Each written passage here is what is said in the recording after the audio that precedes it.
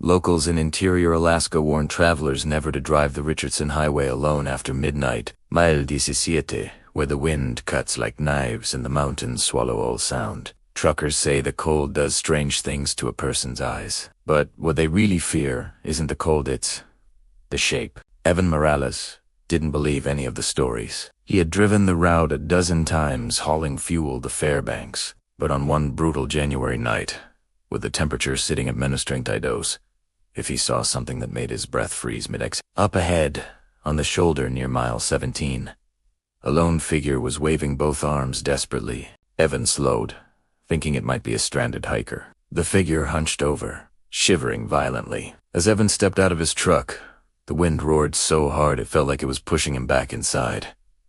He tightened his parka and shouted, "You okay?" The figure slowly lifted its head. It wasn't a stranger anymore. It was his sister, Mariah the sister, who had died 2 years earlier. Her eyes were wide, wet, pleading. "Evan, help. Please." His heartbeat crashed against his ribs. This wasn't real. It couldn't be. But she looked exactly like she had the last time he saw her, down to the scar on her chin, the way she curled her fingers when she was scared. "Mariah," he whispered. She stepped closer, too close. Her skin didn't steam in the freezing air. Effie didn't crunch the snow.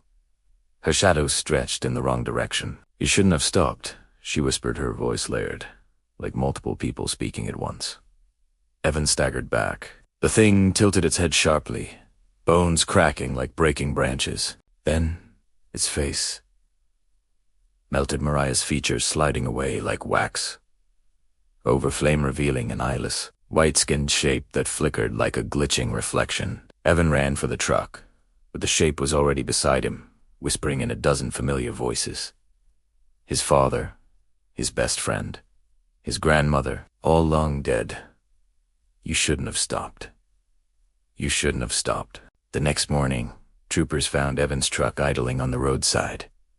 Driver's door open. Headlights frozen in the dark. No footprints. No struggle. No Evan. But on the snowbank at Mile 17, a shape stood waving for help.